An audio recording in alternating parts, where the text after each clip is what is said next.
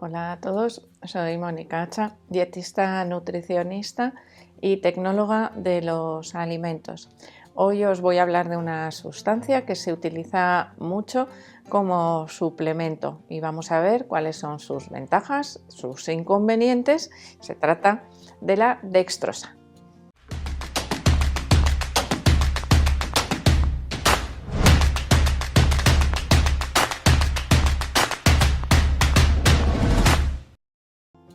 La dextrosa, que también se denomina D-glucosa, es un monosacárido. ¿Esto qué quiere decir? Que es un azúcar, el más simple o de los más simples, equivalente a la glucosa. No es exactamente glucosa, pero su función en el organismo es prácticamente igual. De hecho, casi hasta su estructura química es prácticamente igual, muy parecida a la de la glucosa. Por lo tanto, ¿qué asociaríamos lo primero, ¿no?, con el consumo de dextrosa? Pues una absorción muy rápida en sangre que provoca un aumento del pico de insulina, y ese aumento del pico de insulina lo que hace es favorecer o decir a las células coger glucosa, coger azúcar, ¿no?, para la obtención de energía. Por lo tanto, podemos pensar que el consumo de dextrosa antes, durante o después de los entrenamientos, ahora veremos dónde nos puede resultar más interesante, bueno, pues hace aumentar la obtención de energía. Y efectivamente, la dextrosa aumenta la producción de energía porque pasa muy fácilmente al torrente sanguíneo y de ahí, por supuesto, a las células, especialmente a las células musculares, para esa obtención extra de energía. Por ejemplo, en deportes en los que pueda consumirse rápidamente el glucógeno y que tengamos que tener un mantenimiento de esa energía, pues el aporte de dextrosa nos puede resultar interesante. Pero a veces, claro, no nos vamos a tomarlo así tal cual. La dextrosa se comercializa en formato polvo. Es un edulcorante en realidad, o podríamos pensar que tiene el mismo efecto que un edulcorante. Pero, por ejemplo, pensaréis, ¿y por qué voy a utilizar dextrosa y no sacarosa, el azúcar de mesa? El azúcar de mesa es un disacárido. La dextrosa es un monosacárido, es más simple. Por lo tanto, se absorbe más fácilmente. La sacarosa contiene glucosa y fructosa. La obtención de energía a través de la fructosa no es muy eficaz, porque primero tiene que pasar por el hígado, se tiene que transformar y no va directamente a las células sanguíneas para la obtención de energía. Por lo tanto, a misma cantidad estaríamos consumiendo menos cantidad de glucosa si utilizamos el azúcar de mesa. Por eso, en muchas ocasiones, muchos deportistas utilizan la dextrosa añadida, por ejemplo, a sus batidos pre, durante o post entrenamiento para mantener, como os digo, ese aporte de energía. De hecho, si os fijáis, si leéis las etiquetas de algunos suplementos frecuentes, como por ejemplo la creatina o algunas otras proteínas, muchas veces llevan añadido también dextrosa, porque de esa manera se ha visto, ya sabéis, hidrato de carbono más proteína, se favorece la utilización de esos aminoácidos que nos proporcionan las proteínas. Además, la dextrosa es poco calórica y no hace aumentar demasiado el aporte energético de aquellos suplementos en los que se utiliza. También se vende sola, como tal, la dextrosa, para que nosotros la podamos añadir a lo que queramos. Es decir, ya os he dicho, es un polvo blanco, casi como un edulcorante que podemos dosificar fácilmente. Pero ojo, porque la dextrosa, que es muy útil para esa regeneración también o recuperación del glucógeno muscular, también tiene una dosis máxima, podríamos decir, y ciertos inconvenientes que hay que conocer, porque podríamos decir que la dextrosa no sería un suplemento válido para todo tipo de personas. La dextrosa, os acabo de decir, que nos hace aumentar la insulina. Si nosotros, por ejemplo, tomamos dextrosa, imaginaros, previo a un entrenamiento, hemos comido también anteriormente, es decir, podemos tener ya una insulina un poquito más elevada porque estamos digiriendo los alimentos, pero claro, voy al gimnasio 2 horas después y me tomo un batido con dextrosa porque así, bueno, pues voy a tener mucha más energía. Ese nivel de insulina va a aumentar más y nos podría provocar una hiperglucemia, es decir, unos niveles de azúcar en sangre excesivamente elevados. Si voy a entrenar, probablemente esos niveles elevados los voy a controlar más o menos, pero si no entreno seguido, me podrían llegar a provocar incluso una hipoglucemia reactiva. ¿Esto qué es? Que yo aumento mucho los niveles de glucemia después de la ingesta de esa dextrosa y automáticamente caen en picado. Y eso me puede dar temblores, mareos, incluso desvanecimientos en algunos casos graves.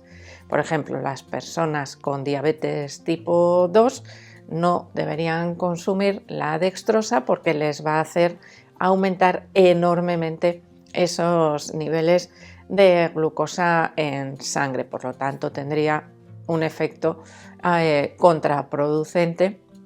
En lugar de obtener energía, nos va a hacer descender ese rendimiento deportivo.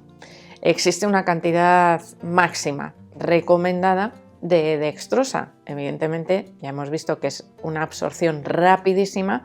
Tampoco estaríamos tomando hidratos de carbono de absorción rápida todo el día para aumentar la energía. Hay momentos del día en los que un deportista necesita más energía. De hecho, algunas estrategias deportivas para mejorar el rendimiento, como pueden ser el ciclado de los hidratos de carbono, es decir, aumentar ese consumo de hidratos de carbono los días de entrenamiento, o al menos los de entrenamiento más intenso, en esos días sí podría estar recomendada la ingesta de dextrosa, pero el resto de los días de la semana igual no hace falta, y por supuesto que no es necesaria en los días de descanso.